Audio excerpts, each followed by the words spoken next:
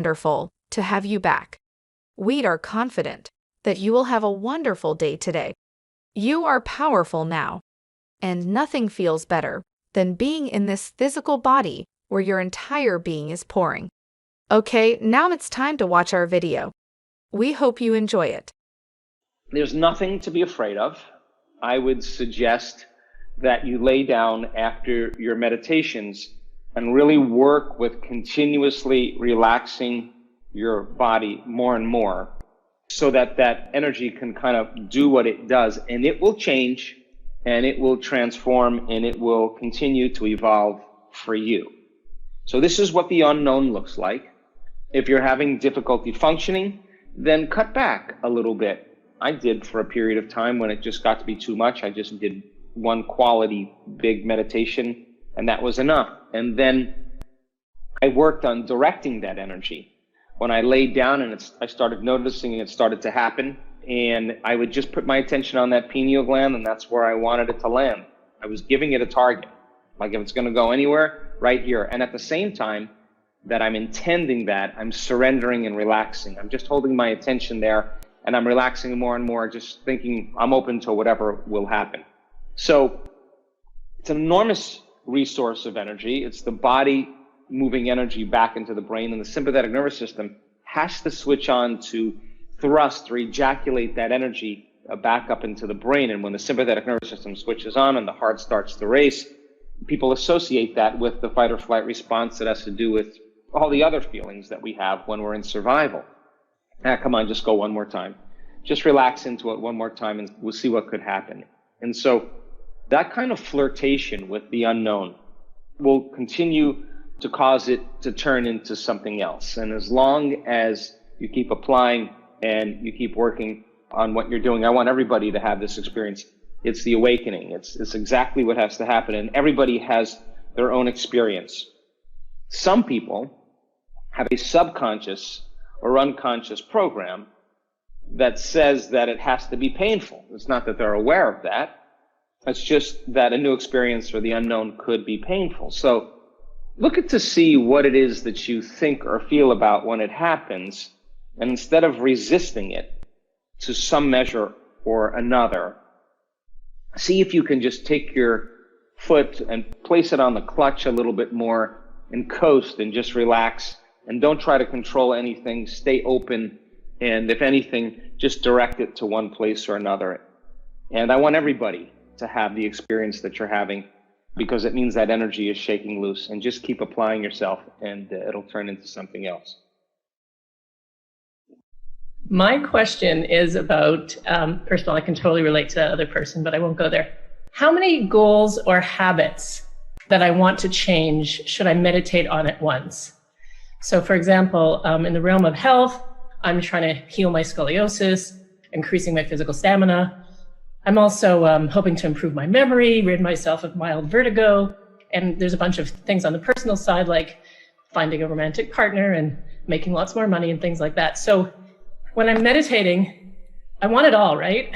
And you know, your meditation, reconditioning the body to a new mind, kind of is nice in general. I like it. But sometimes I don't know if I should just focus on one or two or what to do. So that's my question. Okay. Rena, thank you for your question. Always expect the unexpected. It's a good place to be. You know, I love this question because this is what happens a lot of times when people start this work. They just have a huge list of everything that they want to accomplish. They want love in their life. They want health. They want abundance and success. They want the mystical. They want to transform their life in some way.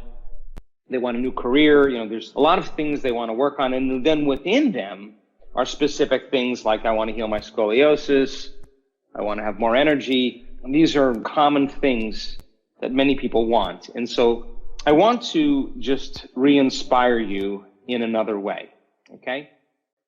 The unlearning process in this work is as valuable as the creation process or the relearning process. Now, what do I mean by that? Personality creates personal reality.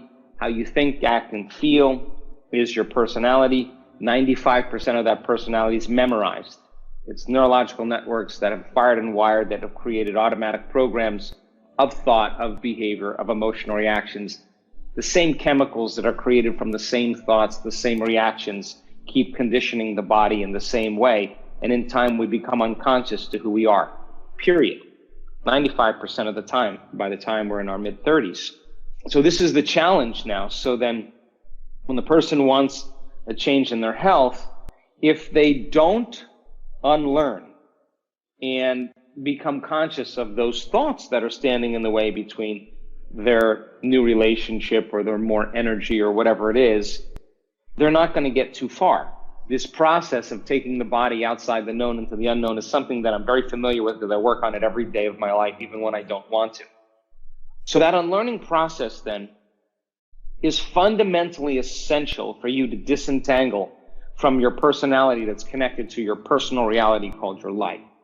Now, if you practice every single day, 2 thoughts, 3 thoughts, 2 or 3 habits you want to change, 2 or 3 emotions that you wanted to change about yourself, I guarantee you, if you put 2 weeks into that and just not allowing yourself to go there, or if you emotionally react, to pause and to find your way back to balance in that same day, I guarantee you that when it came time to change or create what you did want, you would think less about the items and the personal circumstances that you would want to create in your life, but more about the feelings that you would want to live by. Now, I'm going to try to say this another way to re-inspire people that do this work. Coming up with the feelings, Rena, of your future would be more energy, more health, more love, more abundance, whatever it is. The primary emotions that you would feel would be some of those emotions from reconditioning the body to a new mind. But let's get more specific. They're heart-centered emotions. And the heart is the field that begins to create magnetism that's emitted from your body. So the thought, a coherent brain sends the signal out. The feeling, the elevated emotion from the heart, feeling the emotions of your future before it happens, and being able to create heart and brain coherence is creating synchronicities, so synchronizing your energy so that you can begin to have feedback in your environment that's telling you that you're doing something right, and your inner world now is beginning to become outpictured or reflected in your outer world. And this is where the game gets super fun. It's an experiment. I work on the experiment all the time. I love those synchronicities. They're more valuable to me than the actual experience that I'm creating, because it lets me know that there's a breadcrumb that I should follow, and I should use the feeling of the response that I have from that synchronicity to create the next one. You got to stop thinking in automatic ways. You can't react and behave the way you typically do. That process then of unlearning is the big process of change. Now, when people finally start breaking through, we see this in our workshops all the time. I saw it in Marco Island. Wow. Now, all of a sudden, all the things that people thought they wanted, they no longer want, because they actually are no longer enslaving their body to unhappiness, to guilt, to competition, to frustration, anger. Their body is relaxing now into the present moment, and they can open their heart a little bit more. And now, all of a sudden, they're starting to feel like their future is happening. It becomes a natural side effect. There's more energy for creation now. There's more energy for the body to heal. So then, if you're creating a new personality, you would want to then take some time and think about how you do want to think, how a wealthy person would think, how a person who had more energy would act. Thank you for watching. If you enjoyed the video, please leave a like and share it with someone who could use some motivation. God bless you.